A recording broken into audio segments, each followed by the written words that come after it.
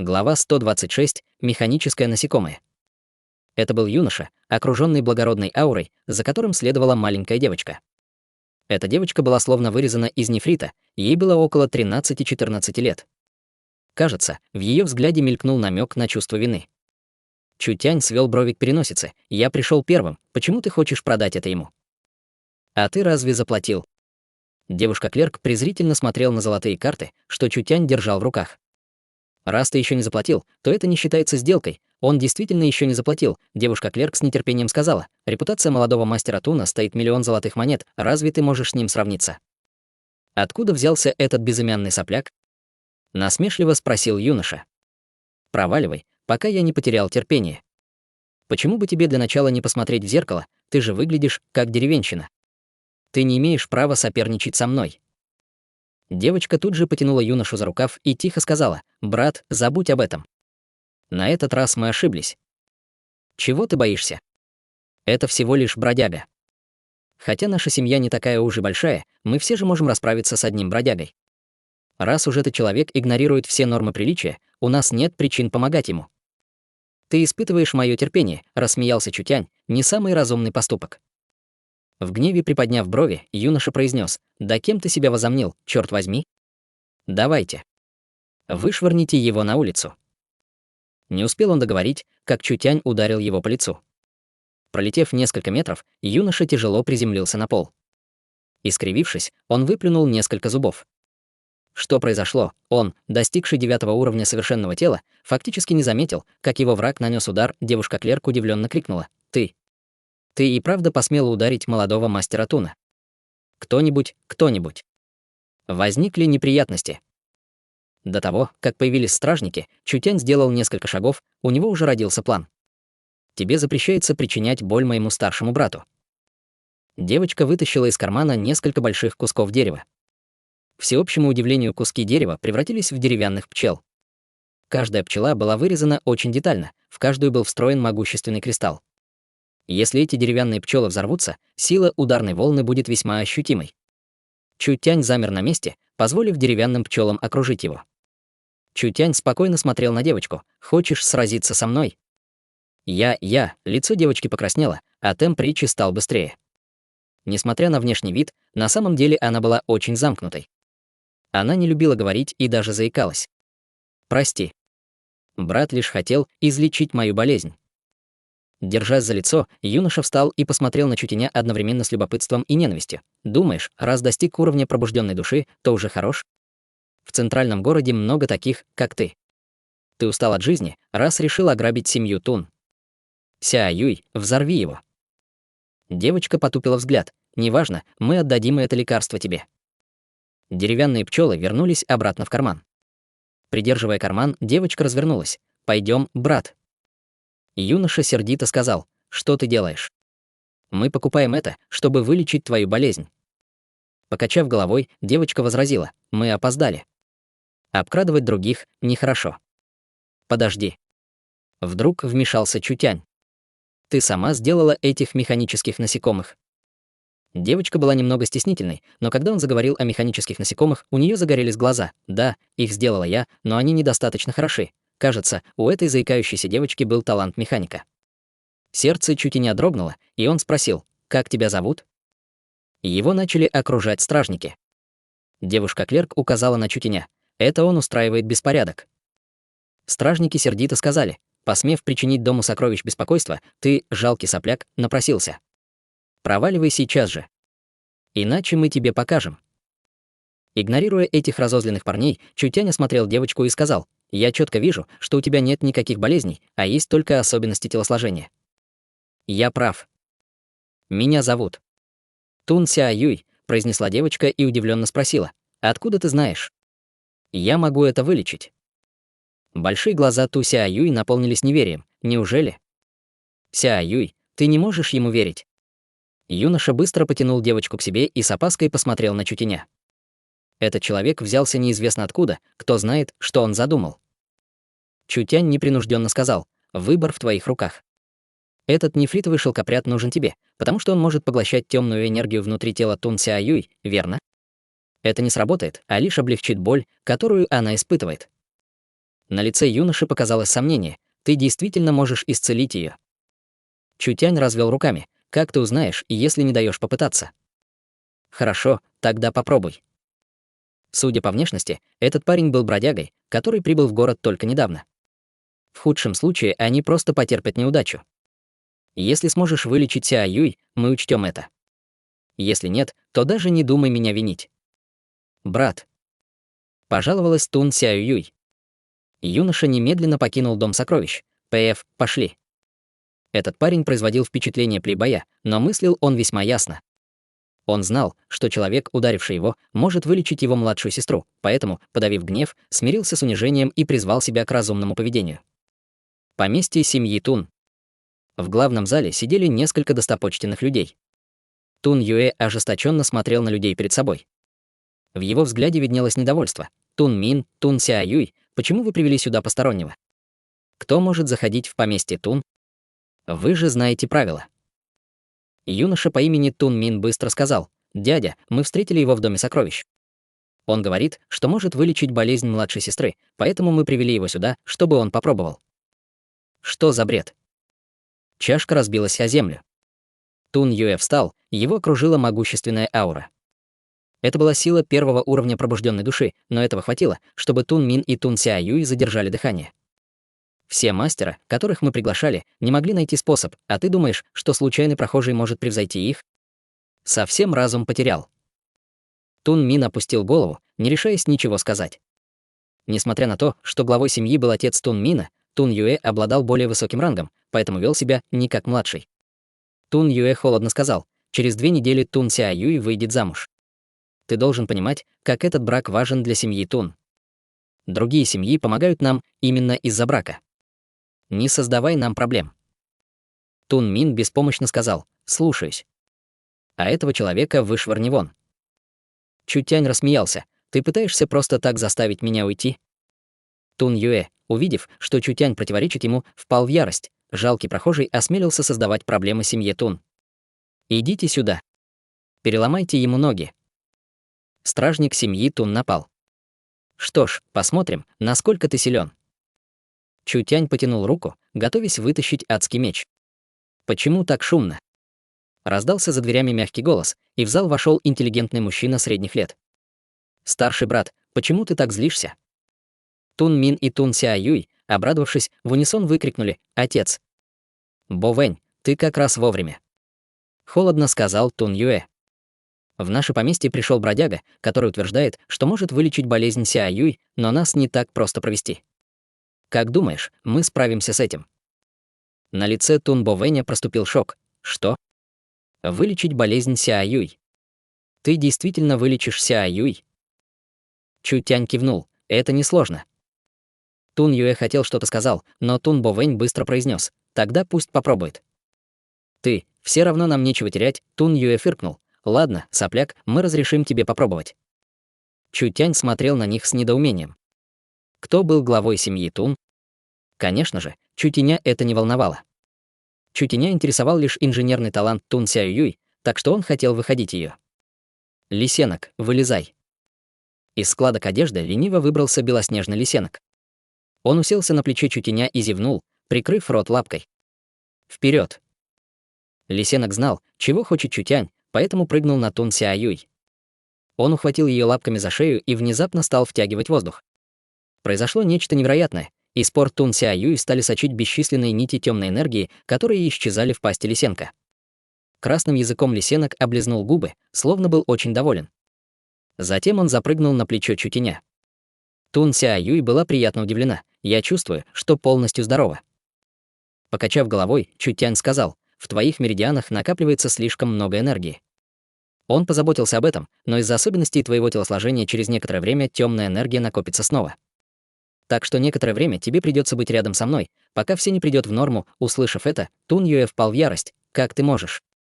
Всего через 2 недели Сяо Юй выходит замуж». Чутянь задумался. В таком молодом возрасте. Тун Сяо Юй молчала, опустив голову. Этот брак был инициативой ее семьи, но ее это не устраивало. «Тун Сяо Юй не может пойти с тобой». Взгляд Тун Юэ упал на лисенка, который сидел на плече Чутяня, облизывая лапки, и в его глазах мелькнула жадность. Зверек, способный поглощать темную энергию, определенно был бесценным сокровищем. Раз этот зверь может вылечить Сяо Юй, то можешь просто оставить его здесь. Взгляд Чутеня наполнился холодом. Я даром помог вам, а вместо того, чтобы выразить благодарность, ты пытаешься отобрать моего питомца. П.Ф. Следи за языком. Взмахнул рукой Тун Юэ.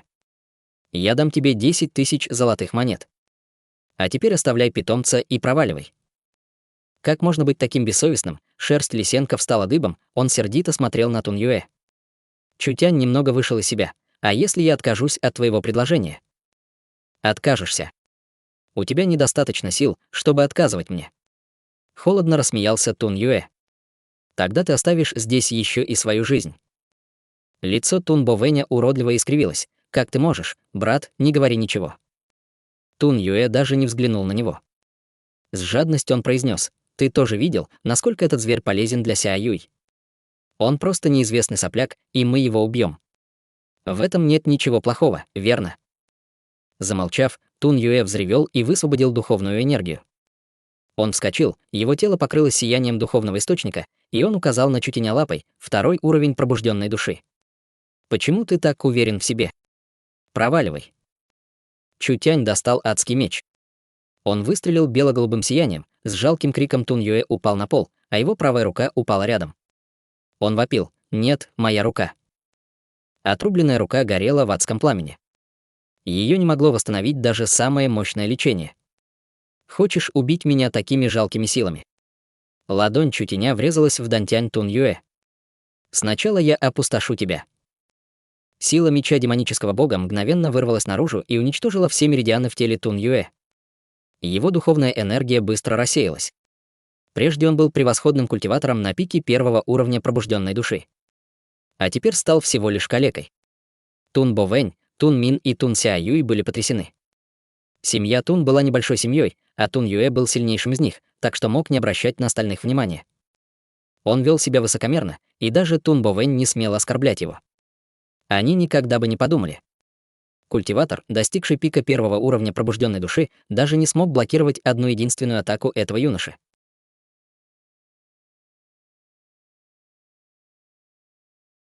Глава 127. На узкой тропе часто встречаешь врагов. Тун Юэ стал калекой, но Тун Бо Вэнь не пришел в ярость. Даже наоборот, про себя он хихикал. Культивационный фундамент Тун Юэ был крепким, и сила лишь придавала ему властность и эгоистичность. Именно поэтому отец не позволил Тун Юэ занять его место. Тун Юэ не забыл этого, и его чувства накалялись уже долгие годы. Хотя он не был главой семьи, он все равно был сильнее остальных. Он действовал по-своему, не обращая внимания на Тун Бо Вэня. Это обижало Тун Бо Вэня, но из-за силы и влияния Тун Юэ тот не смел выступать против него. Моя культивационная база. Моя культивационная база покалечена. Брат, что ты смотришь? Почему ты не хватаешь этого злодея?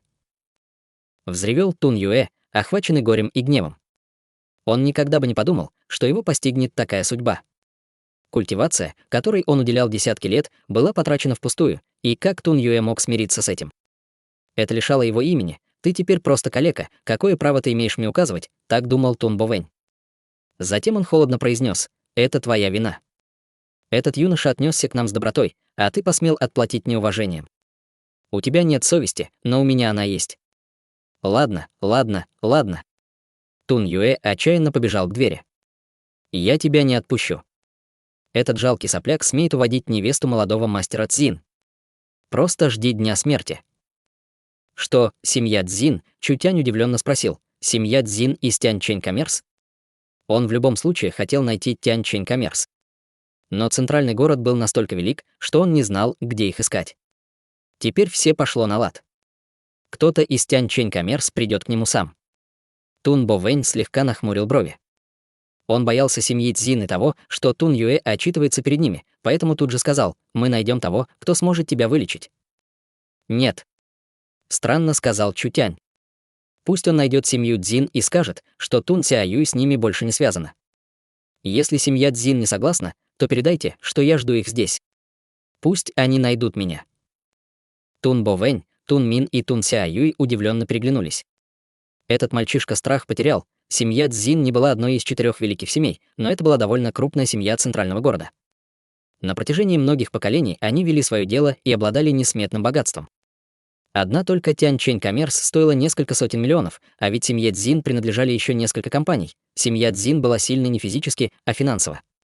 В центральном городе у них было много связей, и многие семьи сотрудничали с семьей Цинь либо напрямую, либо косвенно. Кто смел провоцировать такую богатую семью, Тун Юэ без колебаний предложил этой крупной семье свою племянницу, надеясь польстить им. Этот юноша, одетый в заношенную одежду, вооруженный обычным древним мечом, скорее всего, был просто бродягой. Как человек без имени посмел оскорбить такую крупную семью, как семья Цзин, Тун Бовэнь тут же сказа: «Ты не можешь». Я же сказал, чтобы его отпустили.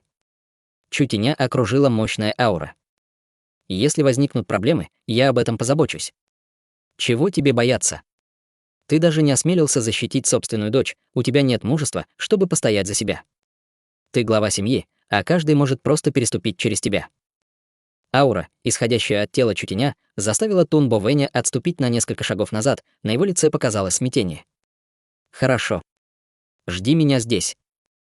Тун Юэ быстро убежал из семьи Тун. На лице Тун Бовэня была паника. Он сказал: «Молодой мастер семьи Цзин, Цзин Хао, непростой ловелас. Ты не можешь представить, что происходит, когда его оскорбляют». Чутянь нашел это странным. Ну и что же может сделать этот идиот Цзин Хао? «Должно быть, ты только что приехал в центральный город, так что не знаешь всех новостей», сказал Тун Бовэнь, утерев пот со лба. 2 недели назад Цзин Хао и вице-президент Цзин Сянь встретились с представителями торгового чуда и подписали контракт на поставку ресурсов. Чутянь спросил, наливая себе чай: «И что не так?» Когда новости дошли до центрального города, никто не обратил на это внимания, говорил Тун Бовэнь, а в его взгляде мелькала зависть. Казалось бы, какой подтекст может быть у этой равной сделки? Чутянь едва не рассмеялся. Какой еще подтекст? Тун Бовэнь сказал серьезным лицом: Цзин Хао и торговое чудо подписали секретный контракт, который позволяет Тянь-Чэнь Коммер получать товар непосредственно от торгового чуда. Неделю назад в центральное государство поступила партия таблеток очищения ЦИ, и это вызвало неслыханный ажиотаж. Ты знаешь, каким спросом пользуются таблетки очищения ЦИ? Одна таблетка может стоить до 40 тысяч золотых монет. Люди наконец поняли, что планируют Цзин Хао и Цзин Сянь. Они хотят создать регулярный маршрут поставок, воспользовавшись давлением крупных семей, и получать от этого долгосрочную выгоду. Говорят, что теперь торговое чудо каждый месяц, нет, каждую неделю, будет поставлять Тянь-Чэнь Коммерс новые товары. Они будут поставлять таблетки очищения ЦИ и даже электрические лампы. Благодаря этим успешным переговорам Цзин Хао стал знаменитостью торгового сообщества центрального города.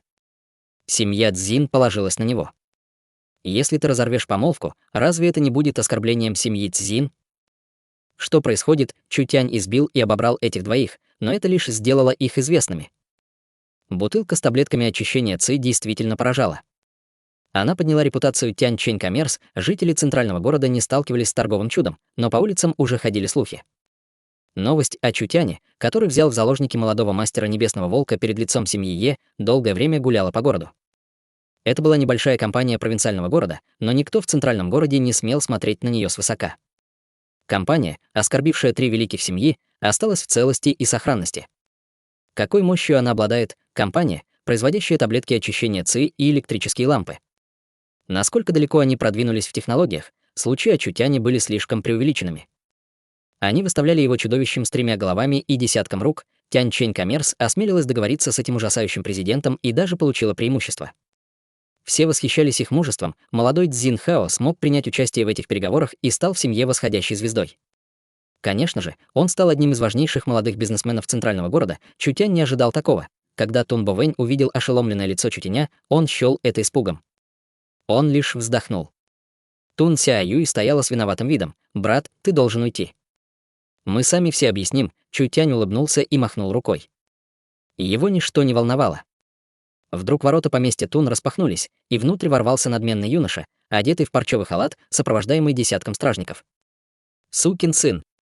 Кто смеет забирать у меня невесту? Тебе жить надоело!» Прозвучал знакомый голос. Это действительно был тот ублюдок. Я, вице-президент Тянь-Чэнь Коммерс, Цзин Хао. Юноша в парчевом халате действительно оказался им, однако теперь он вел себя еще высокомернее. Словно он забыл, что его отравили. Твоя семья Тун просила о браке, ты уже принял подарок, да и новости уже разошлись, а теперь ты решил обмануть меня. И ты еще смеешь просить меня о помощи. Ты даже пытаешься просить Тянь Чэнь Коммерс о помощи. Презрительный взгляд Цзин Хао пробежался по семье Тун, и его переполняло превосходство. Решили обыграть меня. Теперь я в этом городе важная личность, и я, звезда семьи Цзин, такая жалкая семья, как ваша, может ни на что не рассчитывать, а затем взгляд Цзин Хао упал на Чутяня, который пил чай. Чутянь был замаскирован, поэтому тот его не узнал. Он яростно выкрикнул: «Какая наглость! Ты видишь меня, но продолжаешь сидеть и пить чай?» Взгляд Тун Юэ налился ненавистью. Молодой мастер — это тот самый человек. Цзин Хао фыркнул, готовясь разразиться гневом, но зрачки его внезапно сжались, а лицо застыло. Словно он только что увидел призрака. Почему этот меч кажется ему таким знакомым? Цзин Хао уставился на древний меч, висящий за спиной юноши. Я видел его раньше. Минуту Цзин Хао казалось, что его ударило молнией, у него в голове раздавался громкий голос. «Разве это не меч Чутяня? Ты. Откуда у тебя этот меч?» Чутянь встал и продемонстрировал улыбку, так хорошо знакомую Цзин Хао, и по спине у того пробежали мурашки. «Этот меч?» «Конечно, это тот самый меч». Хотя его внешность изменилась, характер и повадки остались прежними, в сознании Цзин Хао мелькнуло страшное подозрение. В этот миг из-за плеча Чутяня показалась маленькая голова. Белый лисенок улыбался, как Чутянь, и не отрывал от Цзин Хао странного взгляда. «Белый лисенок, вот чёрт, что за невезение! Я думал, что ты умер». Чутянь сказал, улыбаясь: «Молодой мастер Цзин не умер и выглядит таким сияющим. Он даже готов взять наложницу. Как бессовестно, какая дерзость!» Взорвался гневом стражник. Тун Бо Вэнь быстро вышел вперед. Опустив голову, он сказал: «Пожалуйста, молодой мастер Цзин, умерьте свой гнев, это лишь недоразумение. Пожалуйста, выслушайте мои объяснения». Неужели этот юноша не побоялся? Он посмел говорить с молодым мастером Цзином таким тоном: «Все кончено, все кончено». С темпераментом Цзин Хао были знакомы многие, и семья Тун определенно не избежит неприятностей. Тун Бо Вэнь и остальные — его сообщники. Сердито сказал Тун Юэ: «Молодой мастер Цзин, вы видите, что эти люди оскорбляют вас и планируют украсть у вас невесту. Если об этом все узнают, разве над вами не будут смеяться? Проваливай». Цзин Хао сердито обернулся и ударил Тун Юэ по лицу. Тун Юэ пролетел несколько метров и спросил, широко распахнув глаза: «За что?». Сплюнув кровью, он рухнул в обморок. Цзин Хао напоминал кошку, которой наступили на хвост. Он сердито крикнул: «На что вы смотрите? Хватайте этого парня и избейте его. Сломайте ему обе ноги». Все были потрясены. Что происходит? Цзин Хао обернулся, полностью переменившись в лице. Высокомерие сменилось смирением. Неловко кашлянув, он сухо сказал: «Если честно, в последнее время моя культивация идет не так, а тело в последнее время не в порядке. У меня случаются головокружения, а почки ослабли. Даже память ухудшается. Я даже стал реже посещать бордель». Затем он снова закашлялся. Из-за моего физического состояния я действительно не могу взять наложницу. Я пришел в семью Тун, чтобы отменить помолвку». Цзин Хао пришел, чтобы отменить помолвку. Кого он обманывает? Он ворвался в поместье с надменным видом. Почему он вдруг решил отменить помолвку? Мгновенно изменившись, он перестал скрывать болезненный вид.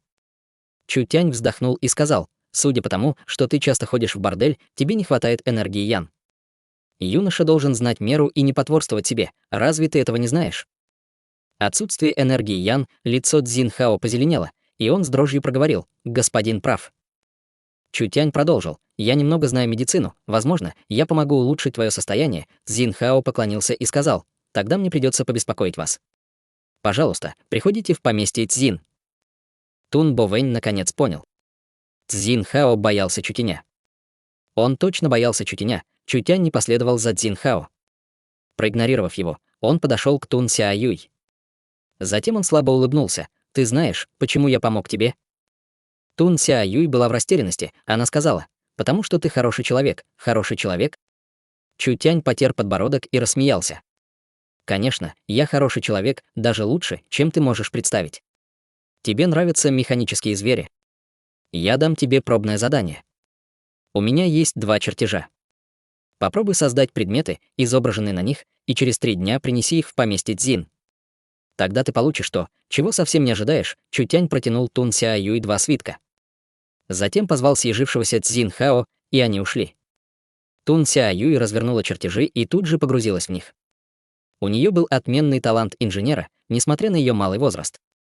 Хотя чертеж Чутеня был немного неточным, и некоторые фрагменты были упущены, интуиция Тун Сяюй подсказывала ей, что это нечто интересное. Кто этот загадочный старший брат? Должно быть, он знаменитость. Она познакомилась со знаменитостью, Тун Бо Вэнь взволнованно спросил: «Сяюй, ты справишься?» Тун Сяюй убрала свитки и кивнула. Проект готов. Похоже, у большого брата нет инженерных навыков, и он рисовал эти чертежи, полагаясь на невероятную память. Есть некоторые недостатки, но их можно легко устранить.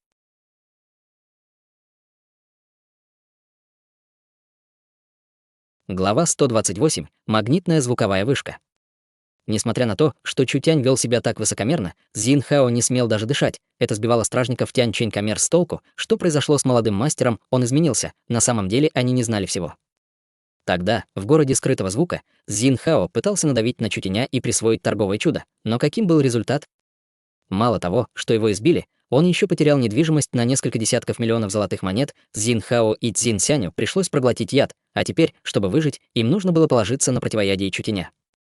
Никто в центральном городе не мог вылечить сердце, отравленное ядом, так что жизнь Чутяня была их жизнью.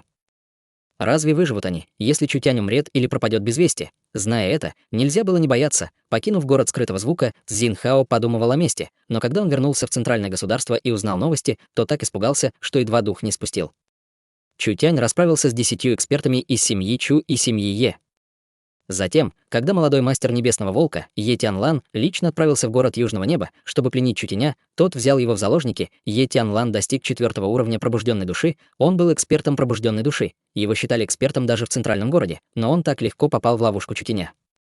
Это вызвало в центральном государстве переполох. Больше всего шокировало то, что Еуда привел к городу Южного Неба наемников Волчьего Клыка, собираясь устроить резню. Но какие были результаты? На виду у тысяч наемников семьи Е Чутянь оскорбил Еуда, избил Е Танланя и даже отрезал последнему руку. Но самым главным было не это, кончилось тем, что появился маркиз Божественного Ветра и лично уладил ситуацию. К семье Е отнеслись холодно, а Чутянь сохранил статус свободного человека и остался в порядке. В истории центрального государства это было беспрецедентным событием. Цзин Хао знал, что нельзя провоцировать такого человека, как Еуда, которому на все наплевать, который устраивал кровавые бойни. Разве он даст уйти небольшой семье Цзин? Беспокойство исчезло без следа, он вывел из себя короля демонов, однако остался в живых. Ему действительно повезло. Чутянь был похож на бомбу. В центральном городе у него было бесчисленное количество врагов, и если бы он раскрыл свою личностью, это вызвало бы небывалый переполох. Это не только навредило бы Чутяню, но и втянуло бы в неприятности семью Цзин. Чутянь сказал Цзин Хао: «Запомни, меня зовут Лужень, и я новый помощник семьи Цзин. Я не хочу, чтобы кто-либо еще знал мою истинную личность, ясно?» Цзин Хао подумал, какие последствия могут настичь Чутяня, и по коже побежали мурашки. «Конечно, конечно, я буду держать язык за зубами. У тебя есть то, что мне нужно». Демонические насекомые, адская трава и электромагнитные кристаллы хранятся на складе. Мы купили их у других поставщиков, поэтому на этот раз цена была немного выше. Опасаешься, что у меня не хватит денег? Нет, что вы, я бы не посмел. Цзин Хао быстро утер пот со лба. Чутянь открыл тяжелую котомку, которую носил за спиной, и открыл ее. Он аккуратно выложил перед Цзин Хао все кристальные карты. Вот предоплата в 5 миллионов. Есть еще кое-что, что ты должен сделать для меня. Вы действительно богаты. Я пройду ради вас через огонь и воду. Нет нужды проходить через огонь и воду, такой, как ты, не сможет этого сделать. Чутянь бесцеремонно постучал по голове Цзин Хао. Я дам тебе инструкцию, чтоб ты ее изучил. Чтобы создать магнитный звуковой камень, тебе понадобятся камни скрытого звука и электромагнитные кристаллы. Я дам тебе карту, и ты возведешь в центральном государстве несколько магнитных звуковых вышек согласно этой карте, ясно? Цзин Хао пробил холодный пот. Это слишком серьезный проект, Чутянь холодно фыркнул. Цзин Хао продолжил. Пожалуйста, расслабьтесь. Вы поручили мне задание, и я приложу все свои силы. Чутянь похлопал Цзин Хао по плечу. В городе скрытого звука я уже говорил тебе, что псы сами добывают себе награды. Сейчас тебя можно считать моим лакеем, а если хозяин ест мясо, то пес может погрызть кость. Если ты справишься за 2 недели, я дам тебе еще 5 миллионов золотых монет. Цзин Хао не верил своим ушам. Торговое чудо действительно обладало неимоверными богатствами. Даже не моргнув, они отдавали такие суммы, судя по описанию, Он мог сказать, что этот проект будет стоить не меньше 10 миллионов. Это означало, что он может принести минимум вдвое больше, Чутянь продолжил. К тому же, Тун Сяюй передаст тебе чертежи, поэтому я хочу, чтобы ты подготовил несколько заводов для осуществления этих устройств. Что касается денег, то в них недостатка не будет. Цзин Хао взволновался. Я обещаю, что справлюсь с заданием. Ты еще говоришь об этом. Фыркнул Чутянь. Если ты не справишься, то будешь просто ждать, пока яд в сердце убьет тебя. Цзин Хао задрожал, на глазах выступили слезы. Если бы он знал, то промолчал бы. Когда магнитные звуковые вышки будут готовы, торговое чудо выйдет на новый уровень, и их текущее положение будет просто ничем. Сейчас все средства торгового чуда находятся в руках Чутяня, однако в городе Южного Неба невозможно заработать 10 миллионов за 2 недели. Они должны дорого заплатить, чтобы собрать богатый урожай. Чутянь знал, что Цзин Хао выполнит все в точности, как он скажет. Чутянь составил план, передал все Цзин Хао и собрался покидать семью Цзин. В этот миг перед поместьем Цзин остановился большой экипаж. Из него вышли несколько человек в дорогой одежде и направились к поместью Цзин. Мужчина средних лет в фиолетовых одеждах зашел прямо в главный зал, где Цзин Сянь или Цзин Тяньмин. Я хочу их видеть. Господин Цзян. Завидев его, Цзин Хао немедленно вышел к нему и ответил. Мастера и второго мастера пока нет, Цзин Хао было легко притворяться сильным. Люди крепко уважали его. Цзян Ци нахмурил брови. Не теряя времени, он сказал: «Буду краток. Я пришел к семье Цзин, чтобы купить таблетки очищения Ци. Поскольку их пока нет, мне придется заключить сделку с вами. Сколько они стоят? Назовите вашу цену». Цзин Хао подавленно произнес: «Дело не в том, что я против сделки, а в том, что у нас нет товара. Вы должны знать, что таблетки очищения Ци производит не Тянь Чэнь Коммерс. Это лишь оправдание. Даже слышать не хочу», — властно говорил Цзян Ци. «Я дам вам 50 тысяч золотых монет за каждую таблетку, продайте мне 10. 50 тысяч золотых монет, господи, торговое чудо продавало таблетки Тянь Чэнь Коммерс по фиксированной цене, 5 тысяч золотых монет, лишь иногда повышая цену на 2000. Цена подскочила до небес. На черном рынке города Южного Неба таблетки очищения Ци стоили больше 10 тысяч. Кто бы мог подумать, что в центральном городе они будут стоить еще больше. Этот богач Цзян Ци собирался заплатить за каждую таблетку по 50 тысяч. Цзин Хао украдкой взглянул на Чутяня. «Господин Цзян, дело не в деньгах. Сейчас у Тянь Чэнь Коммерс ничего нет, а многие семьи уже сделали предзаказ. Если вы хотите купить их, то вам нужно подождать». Цзян Ци впал в ярость. «Таблетки очищения Ци нужны мне прямо сейчас. Мне все равно, как вы это сделаете, но вы должны достать их для меня. Иначе я за себя не отвечаю.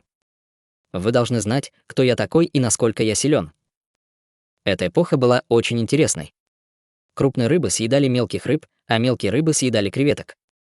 Все полагались на закон джунглей. Чутянь решил помочь. У Тянь Чэнь Коммерс действительно нет ни одной таблетки очищения Ци. Заставлять их бесполезно. Цзян Ци холодно произнес: «Ты не имеешь права говорить. Проваливай». Черт побери, неужели я так плохо выгляжу? Лисенок захлопал лапками и одобрительно кивнул. У Цзин Хао от ужаса душа ушла в пятки. Он хорошо знал характер Чутяня. Он уже оскорбил 3 великие семьи, стоит ли говорить об этом человеке? Внезапно Цзин Хао шагнул вперед и, утерев пот со лба, сказал: господин Цзян, я обещаю, что как только мы получим следующую партию, я немедленно пришлю вам таблетки. Пожалуйста, не сердитесь», — Цзян Ци удовлетворенно кивнул. Посмотрев на Чутяня, он сказал: «Видишь, в мире нет ничего невозможного. Но такой, как ты, никогда этого не поймет. Мы не продадим. Не продадим». Хладнокровно фыркнул Чутянь. «Даже забудь о том, что собирался купить таблетки очищения Ци». «Цзин Хао, кажется, ваш слуга вышел из-под контроля», — хрипло произнес Цзян Ци. «Ты не обидишься, если я проучу его, не так ли?» Цзин Хао быстро сказал: «Пожалуйста, господин Цзян, успокойтесь. Ублюдок, я тебе покажу, что происходит с теми, кто выступает против меня». Взмахнул руками Цзян Ци. «Вырвите ему язык. Хочу посмотреть, как он поговорит без него». 2 члена семьи Юнь набросились на Чутяня и попытались схватить его. Прочь. По одной ладони на каждого. Оба члена семьи Юнь отлетели в стороны. Цзян Ци разгневался. «Ты посмел ударить членов секты Юнь? Ты знаешь, к чему это приводит?» Чутянь вытащил из ножен адский меч. Воздух наполнился призрачной ци, и пугающая аура заставила Цзянцы замереть на месте. Даже если бы здесь была вся секта Юнь, я бы и бровью не повел, что уж говорить о таких отбросах, как вы. Ах, на этот раз был потрясен не только Цзин Хао, но и Цзянцы. Разве этот сопляк не знает о влиянии секты Юнь? Секта Юнь была бизнес-монстром центрального государства. Она владела половиной массивов и рецептами таблеток, которые производились только в секте Юнь. Секта Юнь считалась местом для высших ученых центрального государства. Даже маркиз Божественного Ветра должен был преклоняться перед сектой Юнь, на что рассчитывает этот жалкий сопляк. Ты смерти ищешь. Цзян Ци выпустил свою ци, готовясь призвать духовный источник, однако Чутянь взмахнул мечом. Цзян Ци ударил луч сине-белой ци, и он с ужасающей силой вылетел через главные двери. Цзян Ци обильно сплюнул кровью, и его тело охватило невидимое адское пламя. Оно сразу же уничтожило большинство его меридианов, и его силы вмиг исчезли. Как ужасно, этот мальчишка оказался слишком сильным. С ним не мог сразиться даже культиватор второго уровня пробужденной души или даже выше. Цзин Хао наблюдал, не смея вмешиваться. Он не мог обидеть ни одного из них, как он мог вмешаться? Это конец, грядут проблемы, много проблем. Чутянь заметил тревогу на лице Цзин Хао, не удержавшись, фыркнул. Чего ты боишься? Избил его я, а к тебе это не имеет никакого отношения. Более того, он даже не носит фамилию Юнь, однако посмел вести себя так высокомерно. Цзин Хао хотелось рыдать, но слезы не текли. Влияние семьи Юнь в центральном государстве было велико. Это был член секты Юнь, как семья Юнь могла не вмешаться? «Знаешь, почему я не убил тебя прямо здесь?» Холодно спросил Чутянь, приставив меч к горлу Цзянцы. «Раз ты так гордишься принадлежностью к секте Юнь, я отправлюсь в твою секту и посоветуюсь с ними. Хочу посмотреть, насколько велика знаменитая секта Юнь из центрального государства». Безумец, он избил членов семьи Юнь, но даже не убегал. Он даже собрался отправиться с врагом в его секту. Разве это не желание умереть? Чутянь уже заполучил семью Цзин, которая тайно предоставит ему заводы и построить магнитные звуковые вышки, именно поэтому он и был здесь. Семья Цзин была деловой семьей и обладала известным могуществом, поэтому Чутянь даже не беспокоился, он знал, что Цзин Хао справится. Однако фундамент уже заложен, и прямо сейчас он этим воспользуется. Семья Юнь — одна из 4 великих семей. Если он заполучит поддержку семьи Юнь, все пойдет гораздо легче. Чутянь несколько раз спас Юнь-Я и вдохнул в семью Юнь жизнь. Юнь-Я не была человеком, который бы неуважительно отмахнулся от доброты, а Юнь-Тянь-Хэ был ученым, который не станет заходить слишком далеко. Поэтому Чутянь не боялся семью Юнь. Для начала ему следует вручить семье Юнь значимый подарок и вызвать в секте Юнь переполох, а лишь затем присмотреться к Юнь-Тянь-Хэ.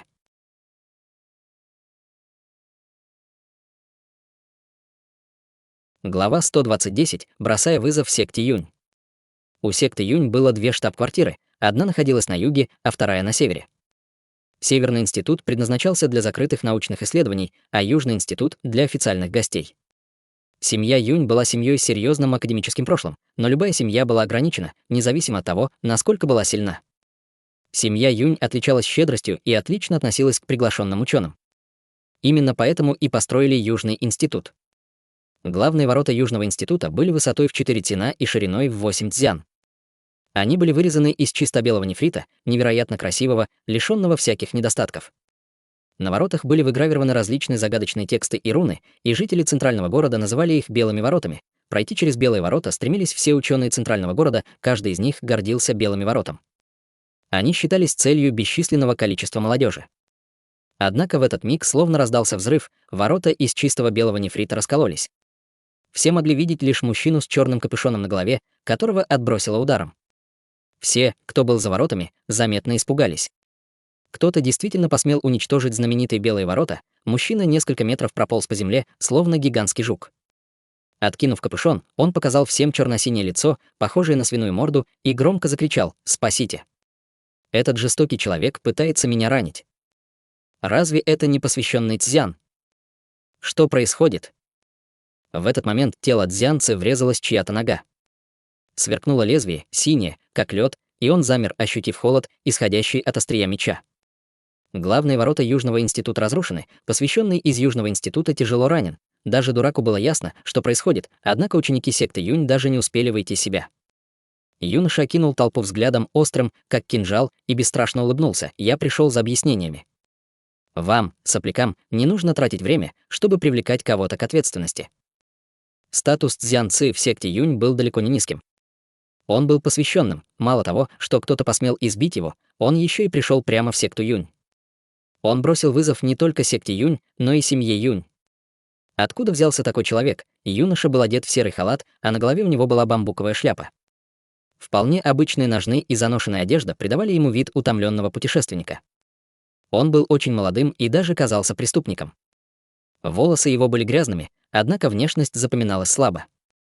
На лице Цзянцы ясно виднелся гнев, он желал наконец вырваться из плена.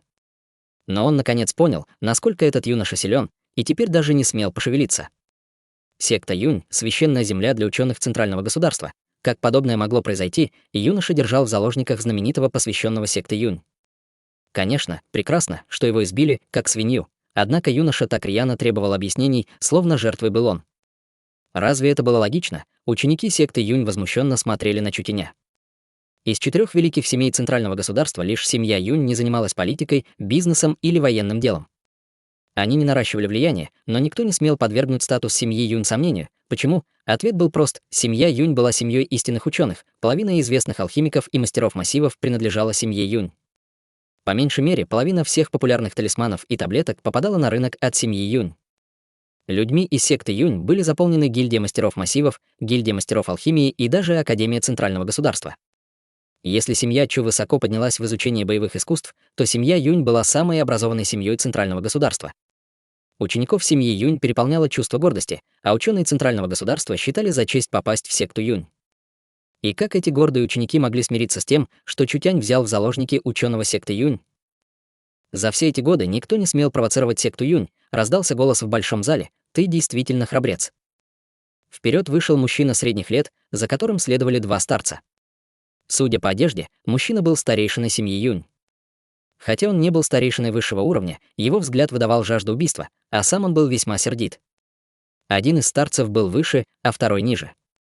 Оба были одеты, как ученые, и оба явно злились. Завидев этих 2 старцев, Цзянцы тут же выкрикнул: «5-й брат, 6-й брат, спасите меня!» Мужчину средних лет звали Юнь Гуань-Гуань, он был исполнительным старейшиной Южного института семьи Юнь. Он отвечал за повседневные нужды секты Юнь.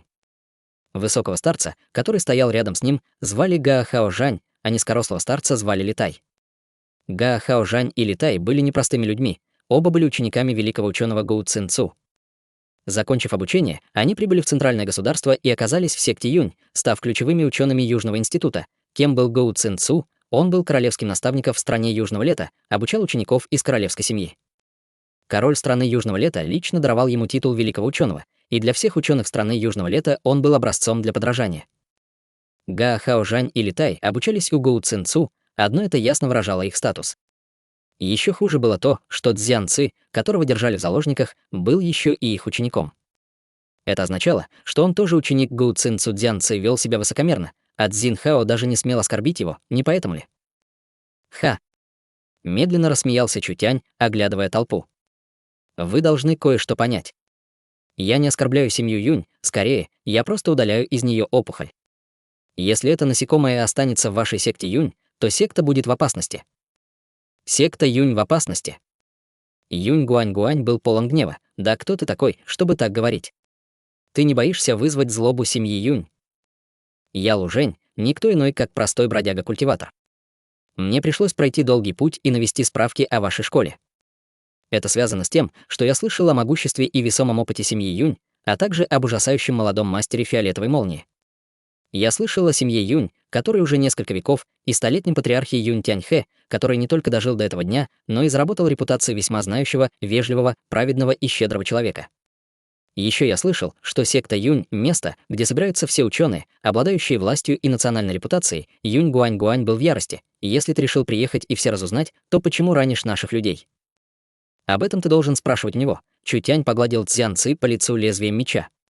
Откуда взялся этот идиот? Он такой слаб, но при этом такой надменный. Этого человека с черной душой действительно можно считать ученым. Я не сдержал гнев и избил его, но меня удивил тот факт, что он принадлежит к секте Юнь. Видимо, слава семьи Юнь обманчива. Ученые секты Юнь — просто разношерстная толпа, о которой не стоит даже говорить. Цзян Ци так рассвирепел, что едва не потерял сознание. Ты смерти ищешь. Юнь Гуань Гуань так разозлился, что даже задрожал. Цзян Ци, ученик великого Гу Цин Цу, на что ты рассчитываешь? Ты всего лишь простолюдин, безымянный батрак, однако ты посмел взять в заложники господина Цина и лишь создаешь секте Юнь проблемы. Ты продолжаешь молоть чушь, продолжаешь пятнать святую землю университета Центрального государства, мы не позволим тебе делать это дальше. Ха. Такой отличный ученик великой школы, такой отличный простолюдин. Я уже догадался, что секта Юнь не такая, какой кажется, но никогда бы не подумал, что она кишит такими слепцами, как ты. Если лидеру чужды добродетели, нельзя ожидать, что и люди будут такими же.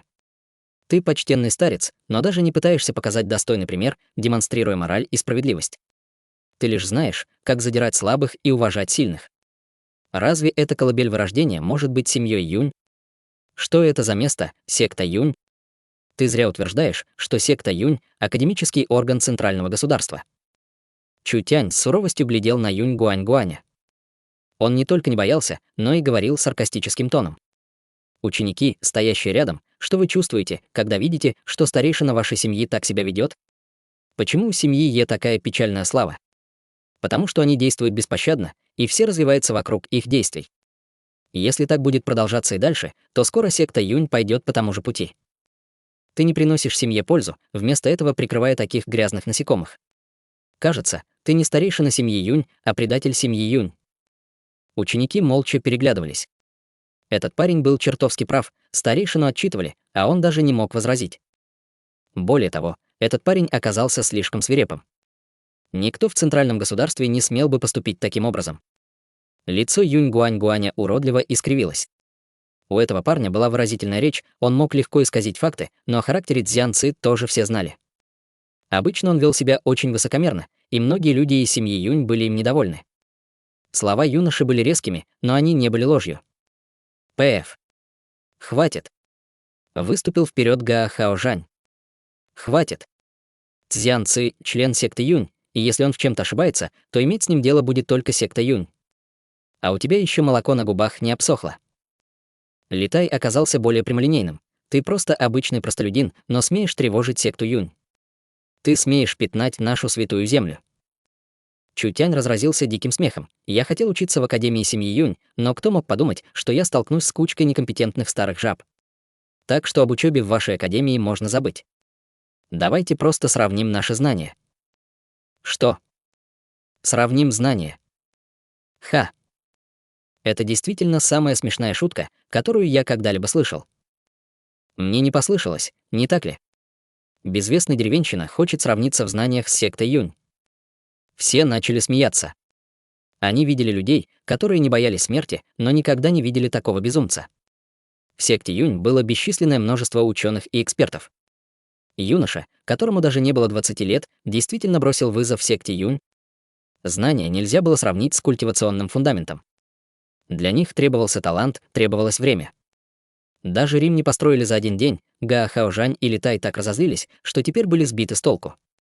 Они были учениками великого ученого Гоу Цин Цу, и действия этого мальчишки могли быть лишь оскорблением. Юнь Гуань Гуань сердито взревел. Достаточно ли ты образован, чтобы бросать вызов секте Юнь? Достаточно ли я образован? Тот факт, что я, брат Тянь, собираюсь бросить вашей секте Юнь вызов, уже довольно красноречив. Я не могу конкурировать с вами в области географии или астрономии, но что касается массивов, талисманов, боевых искусств, литературы и искусства. Это лишь немного. Чутянь даже не думал скромничать и ничуть не скрывал надменности. Пусть сюда придут все члены секты Юнь. Посмотрим, на что способны эти книжные черви. Разве это не желание умереть? Какая наглость! Юнь Гуань Гуань порвался обнажить лезвие, он больше не мог слушать эти оскорбления. «Старейшина, пожалуйста, подождите». Холодно улыбнулся Га Хаожань. «Мы можем забрать жизнь этого мальчишки, однако это не умалит престижа секты Юнь. Раз он так хочет бросить нам вызов, давайте дадим шанс». Юнь Гуань Гуань изменился в лице, но ведь Литай сказал, глядя на Чутяня, «Если ты проиграешь, то отпустишь нашего ученика и выколешь себе глаза». Выпалил Юнь Гуань Гуань. Кажется, эти двое действительно рассвирепели. В секте Юнь у них был высокий статус, а семья Юнь уже много лет держала планку, так что секта Юнь должна была остаться на земле. Эти ученые были ключом к устойчивому влиянию семьи Юнь, их нельзя было оскорблять. Парни, я даю вам одну попытку. Кто хочешь быть первым? Тогда я проверю тебя. Поднялся юноша. Знаешь, что такое медицинская мощь? Откуда взялась эта книга и когда попала в людские руки? Это была проверка на знание истории и культуры. Медицинская мощь была древней книгой, о которой слагали легенды. Никто из присутствующих здесь людей не знал, как она появилась. Чутянь спокойно улыбнулся. В этой книге были заложены основы алхимии. Ее предшественницей была культивационная техника, появившаяся еще в древнюю эпоху, созданная древним богом Ярему. Когда древний король-дракон Касади впервые усовершенствовал ее, великий мудрец, эльфийский король Угалабу, создал базовую теорию алхимии, которая и стала медицинской мощью, однако потом ее похитили духовные звери. Спустя 3000 лет началась война между духовными зверьми и человечеством, и именно тогда эта книга попала на континент к людям. Юноша дрожал всем телом. Га Хаожань, Литай и Юнь Гуань тоже нахмурили брови. Это была крайне сложная и неясная тема, однако этот мальчишка так непринужденно рассказал о ней. Медицинская мощь была великим фундаментальным трудом по алхимии, которая действительно появилась в древнюю эпоху. Существовала культивационная техника, позволяющая извлекать из вещей их сущность, но с того момента мир сильно изменился, так что культивировать эту технику было невозможно. От нее остались лишь неясные фрагменты и формулы. И все это эльфы собрали в медицинскую мощь. Другой юноша поднялся и сказал: «Прочти первые 5000 символом медицинской мощи». Это заставило всех измениться в лице. Это сильно усложняло задание, медицинская мощь была крайне расплывчатым и сложным текстом. Стоит ли говорить, что простой человек не мог воспринимать ее даже на слух? Что касается первой главы медицинской мощи, то даже у великих мастеров, когда они ее читали, кружилась голова. Как он мог прочесть ее? Чутянь презрительно искривил губы. Чем вообще могла считаться медицинская мощь? Последующие поколения полностью восстановили ее и даже внесли серьезные изменения. Чутянь надолго запомнил эту книгу полностью. В первой главе медицинской мощи было 8000 символов. Когда человеческая раса заполучила ее от духовных зверей, в процессе перевода несколько фрагментов были утрачены. Чтобы изучить медицинскую мощь, нужно было владеть языком древних эльфов. Я расскажу вам первую главу на языке древних эльфов. Считайте это моим подарком. Вы ведь помните, что все зависит только от вас.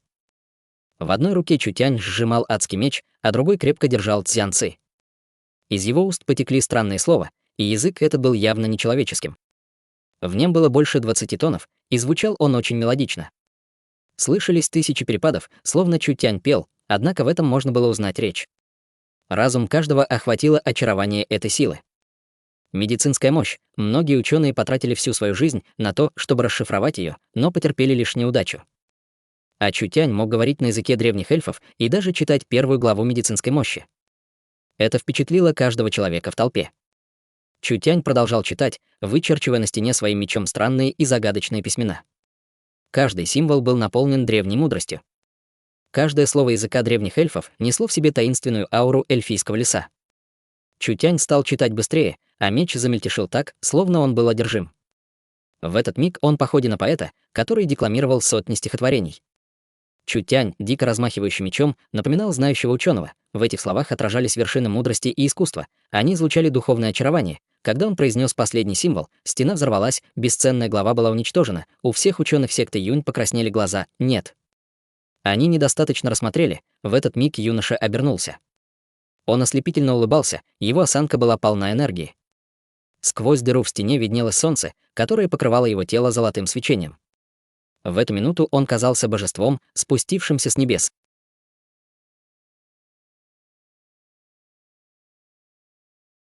Глава 130. Шокирующий талант.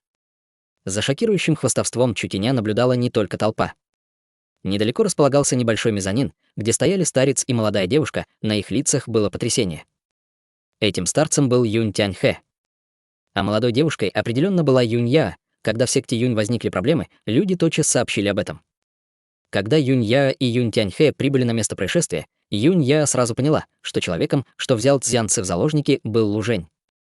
Оба решили остаться в укрытии и понаблюдать за Чутянем. Исчезновение 8000 символом древнего тома, напоминающее увядание цвета, потрясло их до глубины души. Юнь Я никогда бы не подумала, что этот юноша окажется настолько образованным.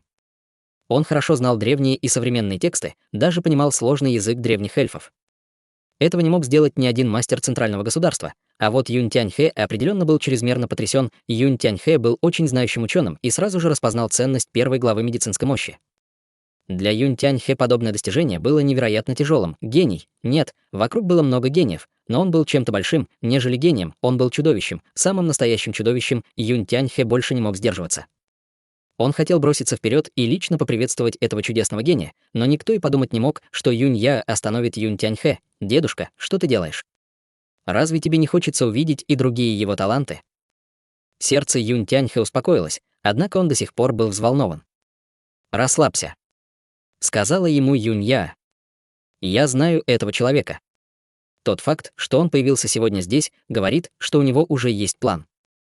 Он здесь, чтобы увидеть меня, так что будет хвастаться, пока я не покажусь, пока нам не придется выйти к нему». Это был чудесный гений. Но этот гений был странным. Его было трудно контролировать. Если он не хотел чего-то делать, то никто не мог заставить его. Подобная возможность выпадала раз в 1000 лет. Если они позволят Чутяню хвастаться и дальше, глаза секты Юнь откроются, и Юнь Тяньхэ поймет, что он действительно высококвалифицированная личность. Хорошо. Давай будем смотреть. Юнь Тяньхэ и правда стало очень любопытно. Сколько неожиданностей таил в себе этот юноша. Что касается секты Юнь, то он даже не позаботился о ней. Секта Юнь заслужила это постоянным хвастовством. Юнь Гуань-Гуань, Га Хаожань, Литай и толпа были поражены до глубины души. Как это было возможно? История эльфийской расы насчитывала гораздо больше лет, нежели история человеческой расы. У них было несколько сотен языков и систем символов, все это было невероятно сложно. Даже ученый крупного королевства или империи не мог говорить на языке древних эльфов, что уж говорить о человеке из небольшого королевства. Неудивительно, что этот парень посмел вести себя так самоуверенно. Он был по-настоящему талантливым ученым. Его талант был редким. Никто не сможет с ним сравниться. Что такое? Вы все поражены. У секты Юнь довольно посредственные знания. Чутянь вернул меч к шее Цзянцы. На этот вопрос может ответить даже ребенок, и вы думаете, что этого достаточно, чтобы бросить мне вызов? Чутянь ругался. Он действительно не издевался над ними. В будущем медицинскую мощь изучали ученики-алхимики. Способность прочесть ее была основным требованием для обучения. К тому же, все ученые должны были знать несколько эльфийских языков. Га Хаожань и Литай побледнели. Они никогда не думали, что может произойти такая ситуация. Возникли проблемы. Престиж секты Юнь был ни при чем, но они были учениками Гоу Цин Цу. Если ему трет нос этот сопляк, то они потеряют лицо, они переглянулись. Литай выступил вперед. «Мы не знаем, откуда ты украл знания о первой главе, однако это не причина вести себя так высокомерно. Сегодня ты узнаешь от нас, что есть люди могущественнее тебя». Брат Ли изучает древние тексты и специализируется на истории древнего мира. «Его высоко ценит наш всезнающий учитель», — говорил Га Хаожань, гордо глядя на Чутяня. «Я достиг мастерства в создании массивов, и хотя не могу сравниться с учителем, однако меня все равно можно считать экспертом. Мы оба дадим тебе шанс. Мы позволим тебе посоревноваться с тем, с кем захочешь, и способом, каким пожелаешь». Два мастера сделали ход лично. Члены секты Юнь были ошеломлены, оба были ученикам великого ученого Гу Цин Цу, но они были просто людьми, Чутянь не обратил на них никакого внимания. Он просто спокойно произнес: «Сколько проблем? Давайте вместе». Ты, Чутянь, перебил их. Сначала выложите 10 таблиц шахматного массива, а затем произнесите древний текст. Я сыграю с вами в шахматы. Шахматный массив был особым видом шахмат. Стороны сражались, используя массив в качестве шахматной доски, а руны в качестве фигур. Это соревнование проверяло не только знания и стратегические навыки человека, но и его мастерство массивов. Такие шахматы сильно отличались от обычных шахмат. Потому что доской был массив, а в мире были тысячи массивов, разве игра могла быть легкой? Фигурами были руны, а в мире были сотни миллионов рун, полные бесконечных парадоксов. Бесчисленное множество секретов, бесконечные тайны. Человек, способный играть на шахматном массиве, считался мастером массивов. Человек, хорошо разбирающийся в шахматном массиве, считался экспертом. Этот одиночка хотел столкнуться с мастерами секты Юнь. Это было неслыханно. Более того, Чутянь решил бросить вызов секте Юнь, сыграв на 10 досках. Древние книги секты Юнь содержали в себе множество знаний, и это, несомненно, поставило бы его в невыгодную ситуацию. Зачем ему это было нужно? У него в голове было пусто. Нет, конечно, нет. Это была уверенность. Нерушимая уверенность, он смотрел на них сверху вниз и делал это безо всякого стеснения. Га Хаожань так разозлился, что совершенно запутался. Хорошо. Хорошо. Хорошо. Тогда давай соревноваться. Лицо Юнь Гуань-Гуаня побледнело. Ситуация зашла слишком далеко. Даже если секта Юнь победит, их слава уже запятнана. Никто не смел даже пошевелиться, потом что создавали шахматные доски. Вскоре они появились, но были очень странными. Все 10 досок были созданы из треугольных, пятиугольных, овальных и восьмиугольных массивов. Судя по сияниям, это были очень сильные массивы. Пока внутри них были руны, они могли быть мощным источником энергии. Шахматный массив использовал руны как фигуры. Их двигали энергетические потоки источника, и две руны конкурировали друг с другом. Победой считалось полное формирование массива. 10 различных массивов, каждый из которых отличался друг от друга. Из секты Юнь вынесли большой книжный шкаф, внутри которого были расположены сотни древних томов. Многие из них были непонятны даже секте Юнь. Нам понадобится полчаса. Удовлетворенно кивнул Чутянь. Не хочу смущать вас, поэтому если я проиграю хотя бы на одной доске, это будет считаться моим полным проигрышем. Если найдется хоть одна книга, которую я не пойму, я проиграю. Начнем. Га Хаожань холодно фыркнул. Ты можешь сделать ход первым, тогда не буду таким вежливым. Чутянь схватил энергетическую ручку и сразу же, не раздумывая, начал писать на массивах. На массивы рухнули 10 сложных рун. Га Хаожань помрачнел. Шахматный массив отличался от обычной шахматной доски. Шахматный массив постоянно менялся. Менялись не только форма и содержание, менялись даже элементы и принципы построения самого массива. Обычному мастеру символов понадобилась бы вся жизнь, чтобы изучить хотя бы 2-3 шахматные доски. Перед тем, как писать, игроку приходилось изучать доску. Одно это было сложной задачей. Но было ли трудно Чутяню, он начал писать после первого же взгляда. Он делал это очень аккуратно и не терял времени, небрежно написанная руна не вписывалась в массив, потому что не соответствовала принципу массива. Но эти 10 рун ярко светились на массивах, а их аура функционировала правильно. Это означало, что эти 10 рун прекрасно вписались в массивы, а еще страшнее было то, что они никогда прежде не видели ни одной из этих рун. Самым главным в такой игре было уничтожить руну врага и завершить массив. Если он так быстро вписал руну, которая была даже незнакома врагам, то как они могли ее уничтожить? Увидев на старческих лицах непонимание, Чутянь рассмеялся: «Не нужно вежливости. Ваша секта Юнь может собраться вместе и сыграть со мной в шахматы. Ты заходишь слишком далеко. Старец Га, мы поможем вам». Членов секты Юнь переполняло негодование. Они окружили 10 шахматных досок и начали интенсивно обсуждать дальнейшие ходы. Литай увидел это и несколько раз дернулся. Хладнокровно фыркнув, он вытащил древний том и бросил его Чутяню. Что записано в этой книге? Чутянь ударил Цзянца ладонью, а свободной рукой поймал книгу. Язык драконов. Точнее, новый язык древних драконов. Это биография. Водяной кристальный король-дракон Ахмисюллос родился в эпоху бронзы в 1331 году, а умер в эпоху бронзы в 3412 году.